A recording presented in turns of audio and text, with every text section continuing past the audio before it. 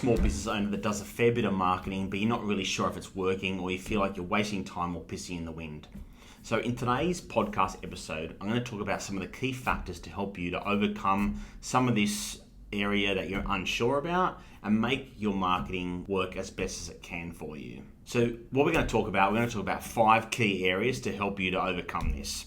So firstly, we're going to talk about business and personal goals and setting them and why that's important. Secondly, we're going to talk about setting a bit of a plan in place to help you to achieve those goals, because there's no point in setting goals without an actual plan to help you to actually get there. The third is talking about how your marketing and business goals are all related. Fourth is, in terms of how they're related, it will impact your marketing approach. So that's the fourth key area. And the fifth key area that we're going to talk about today is to think about always be reviewing and what your marketing is actually achieving for you. So let's get into those 5 key areas. So if we talk about setting some business and personal goals, why is that kind of important? Well, you think about your day-to-day, your month-to-month, you kind of come in, you're working on your business, you're working with your team, and you kind of generally focus on the operational day-to-day, working with customers, doing HR, whatever the elements of your business are.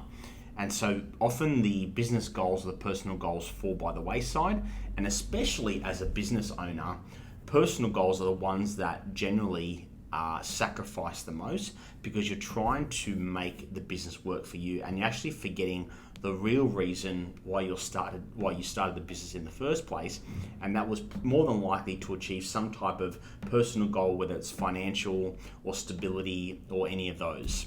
So the two are definitely interrelated. So it's making sure that you're sitting down and you're actually taking the time to think about, right, how does a successful business over here impact me personally? And that's a question that we ask a lot of our clients when we first meet with them, is to think about, so what does that actually look like? Like, it's great to have a successful business and that's perfect, but why are you actually doing it? Like, how does a successful business impact your personal life? Is it, pay for your kids' mortgages? Does it allow you to go on holidays? Can you buy investment properties? Can you invest that money? Like, what are the reasons why you're trying to actually achieve a successful business? So I know that kind of seems really obvious, but people lose sight of it, especially busy business people, because they're so caught up in the day-to-day. So I want you to take some time, a bit of peace and quiet on your own, and think about those personal and business goals, how they're intertwined, and how you can kind of set some realistic goals and achievements, whether it's revenue numbers, whether it's client numbers, whether it's whatever the metric is that's going to work for you. Make sure that metric is measurable, and also make sure that it's realistic as well. So that's really key. So now that you set some of those business and personal goals, we now want to set an action plan in place to actually get there. So one of the biggest flaws that businesses have is that they set a goal, and that's great. Like, anyone can set a goal. I want to make $10 million in profit in the next 5 years. Awesome goal, fantastic. I hope you get there.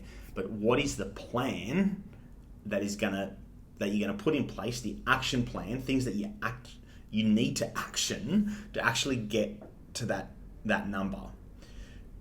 Easy to set the number, harder to get there. Where businesses fail and where goals fail is that the number is realistic, and it might be realistic, but they're not putting an action plan in a place to actually get there. How am I going to get there? How am I going to actually achieve that goal? What do I need to do physically to help me achieve that goal? If you don't have a plan in place, an action plan in place to get there, then there's no point in even setting a goal in the first place. So whether that's a marketing plan related, whether that's planning in terms of reducing your overheads, like, what is that plan in place? What are those efficiencies that you're going to put in place? Whatever the outcome is, think about what the input is to help you to achieve that goal. So really putting a plan in place. So whether you need an accountant to sit down, talk about those goals and action plan in place, whether you're talking with your marketing team, whoever it might be around you, your wife, your husband, whoever, let's put an action plan in place to help you achieve those goals. So number 3, I started this podcast talking about, you might feel like you're kind of pissing in the wind, wasting your marketing dollar and all your time. So we want to make sure that the business and marketing goals are interrelated. And what do I mean by that? So if you set a number as a goal for your business, then it might be that your marketing approach will reflect your business goal approach. So if your business goal is aggressive, then maybe your marketing approach has to be aggressive. What we'll often say to clients that come to Little Marketing who maybe have never done marketing before is take a modest approach in your marketing. So don't go super aggressive. So there's a couple of reasons why I say that, and especially if they're working with us. So if you go too aggressive, the expectation that you have straight away, and not the money that you invest with Little Marketing, but just any marketing in general, is that if you go aggressive, then the expectation of result is quicker. You want results quick because you're investing so much money, and that's a natural human reaction. You pay a lot, you want a lot back. I understand that, but that's generally not how marketing works in the short term. So take a modest approach in the short term, start to see some traction, start to see the correlation between your marketing and your business results, and then you can start to up the ante with the marketing activity. One, allows you to feel a bit more comfortable with marketing if you've never done it before, because there's obviously a lot of skeptics out there for marketing, because there's a lot of dodgies out there.